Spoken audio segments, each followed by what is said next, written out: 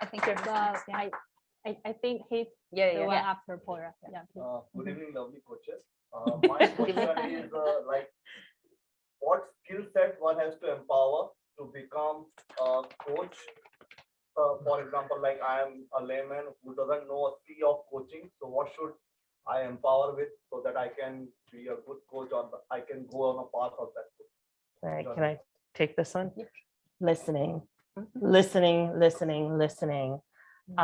We spend too much time talking, and we really need to be able to listen, and not just listen with our ears, listen with our bodies. 93% of communication is not the words that come out of our mouth. It's the tone, it's our body language, it's how we move, how comfortable we are. Listening from that level, we can see and not challenge, but inquire. I'm noticing when you're talking about your job, your knuckles get a little white. Is something going on there? So we want to be listening, we want to be empathetic, we want to be asking permission. So the skill set is really about caring so much about somebody else that you want them to feel safe and heard and supported. And I think if you can do that, you don't need a PhD, you don't need a business degree, you don't need anything other than the willingness to be 100% present for another human to help them through something. I would also say what she's and this kind of goes with what she's saying is awareness. Mm. Awareness of yourself, awareness of coaching, awareness of others is another word Yeah. that we could use with what she was saying. I would say also, if you want to be a coach, you have to get coached, Mhm. right? Like, you have to see what that's like. That's Mhm. why the first thing I did formally on my journey was to get a coach. And to be Mhm. honest, I didn't really like him that much, but it's okay. Like, he did okay, but he wasn't my kind of coach, but he was the only one available in my area at that time because it was a long time ago and it was new. But it taught me things. There were some things I liked he did, some things I didn't, and I still liked it enough to know I wanted to do that. I would strongly recommend that. And on your path of awareness, and when you go through that coaching, hopefully you will also find your why. Why do you want to coach? Because just like she said, you have to care about somebody, but it's a why. Like, I love transforming and seeing the ripple effects of how it happens. That's my why. Mhm. And that guides all of my decisions. And once you find your awareness of that, it makes everything else easier on your journey. You're so right. I was a terrible leader and I wanted to make others not have the same horrible experiences. So I want to help others before they become terrible leaders. I love it. Love it. It's my why. I think we have so many questions now. Yeah. I will let you choose. We had one up here. Yeah, she was next. Helena. And then you back. Thanks for sharing. I think my question is the practical one because I think now I'm the coaching. In our Shanghai Leadership Postmaster Club, we already have the system of mentor and mentee. So I'm wondering how, for me, I want to develop my leadership skill and my public speaking skill. So for me, how can I, to take advantage of the coaching, the tool of coaching to finish my target or to develop my skill and public speaking. Okay. Great. So ladies looking at me, right? Well, you haven't You spoken. haven't in- I haven't Yeah. spoken, Yeah. okay. Go ahead. And I'm also in the club, so let me take this. So Helen, first, if you really want to try doing something like that, you need to hire a coach. Yeah. Because when you want to work with a coach, it doesn't matter what you want to work on. It doesn't matter for the coach, I mean, we are the experts in the process of coaching. So whatever you want to work on, that's okay for us, right?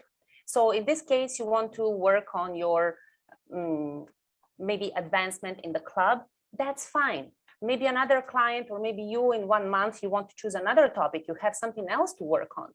That's also okay. So there are no special conditions you need to go through before you work with a coach. If you feel you would need a help of a coach, you just go for it and try.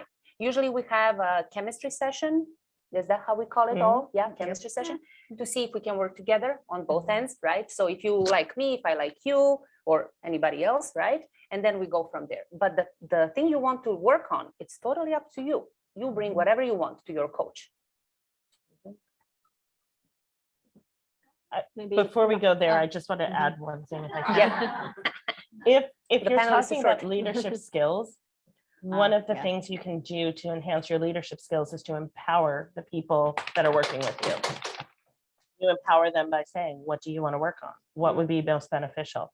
By inviting those questions that, again, allow them to make choices.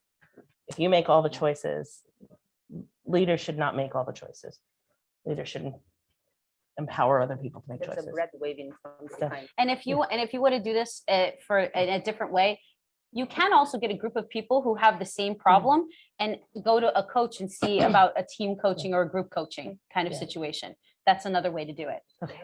He's been so patient. Yes. Okay, so. I Last believe question. there are certain- I believe there are certain organizations who certify. coaches. Yes, So I know one is the ICF. and Correct. something like that. So what are the prominent organizations who certify and what's the process? so there are three that I'm aware of. One is ICF, one is IECL, and the third one is like World of Coaching or something along those lines. They're a little quieter, or I don't remember their acronym, but each one has a different set of processes. It requires you to go through hours of training. ICF has just recently modified theirs. It used to be 60 hours. Now I believe it's 120 hours. Yeah. And you have to deliver a minimum of 100 hours of coaching, of which only 25 can be free. So you have to be paid for 75 of those hours. A payment is an interesting word. You can buy me a coffee and I'll coach you for my hours. Yeah. However you want to work it, there's some very creative solutions for getting those 100 hours. And then you have to take an exam and you have to submit an audio recorded coaching session. That's a 1-hour session that you have transcribed onto paper and recorded for evaluation. So the whole process takes around 2 years before you get your certification, by the time you get through their system as well. So that's the ICF model. I can't speak to IECL. ICF is mostly used around the world. Yeah. IECL is pretty standard in Europe. And then there's this World of Business Coaching or something along those lines that has that a lot of people join when they really want to be business coaches. There's also NLP, and there's specific coaches that have that. NLP is basically a family of techniques that kind of bridges coaching and psychology in interesting ways. But I'm certified as an NLP practitioner, for example, but still the industry standard is ICF because it gives you the standards and the expectations of what a coach is. So that is still the gold standard. And for those who are going on a coaching journey, a lot of companies won't accept hiring or giving a contract to somebody who doesn't have at least a basic ICF accreditation. And there are multiple levels of coaches. So your foundational level is an associate certified coach. The next level up is a professional certified coach. And then the final level is a master certified coach. And the journey to master can take quite a while. Forever. Many hours. Yeah, many hours. Oh, my. Helen is so excited. Look at that. Yeah. Maybe put it very quickly. Online audience, Tina would like to ask, what's the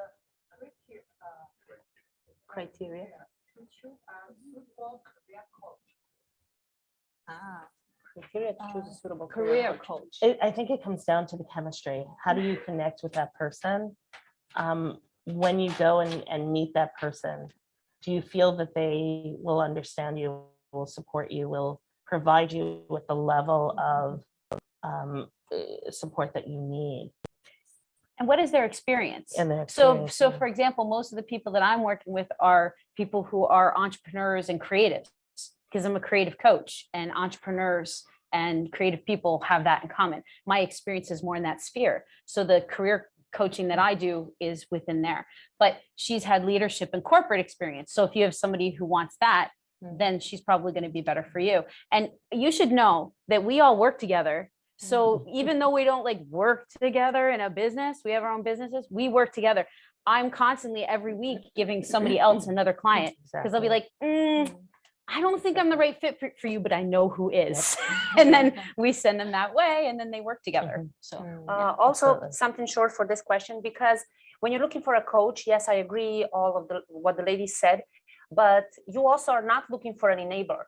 So you're not looking for a coach that will say everything you're doing is perfect.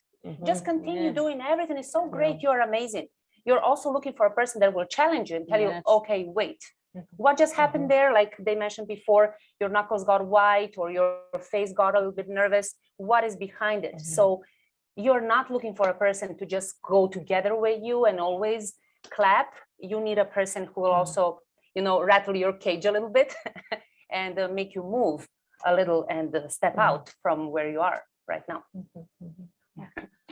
Oh my gosh. Sorry, but we have the networking, the time for all of you to continue to talk to our ladies, and just want to summarize everything. But I think you have already shared your advices to people who are looking for a coach. Maybe just quickly, also to end this session, your advice for people who are a new learner, who are trying to become coach. Just your quick advice for them. Yeah. I would say be patient with yourself. Give yourself some empathy. It's hard to step out of the problem solver role. We're conditioned to solve our problems and solve other people's problems. So it's hard to step out of that role. So be gentle with yourself. Give yourself patience and time. And you'll know it when you have that great connection. You'll see it. And it's not going to be every time. It's going to happen. But the best baseball players only hit the ball 1 out of 3 times. You have to keep trying and working at it to give yourself that space. I think she's next on the list. Okay. So maybe from my side, building on what Rita said, is be ready to discover you don't know so many things. Because sometimes you think like, oh, I'm very steady on this one. And I used to be super proud to be a problem solver. And then I went into coaching and then I'm like, wait, what? Why am I doing that? I'm not supposed to do that, right? So be ready to learn many new things about yourself. And of course, give patience.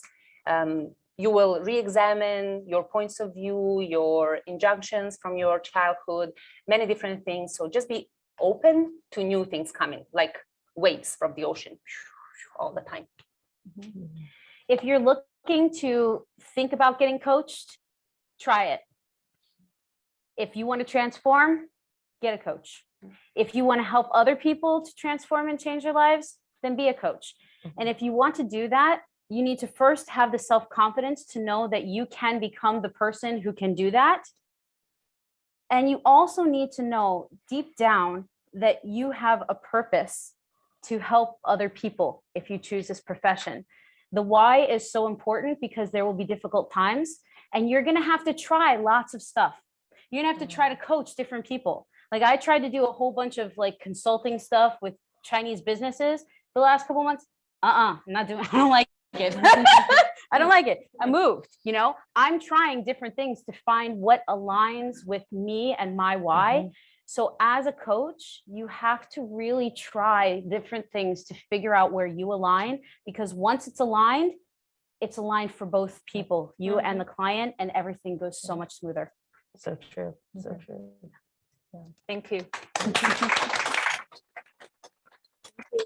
I believe our time's up, but welcome to connect with these amazing ladies in our networking time. And I want to thank you again for make this happen. And also my special thank to our timer, Fred, and also our VPE, Amanda, in supporting this, and also Tammy, Nina, the new coach. Thank you. The WeChat group also, so people can ask us questions. And we have. Yeah.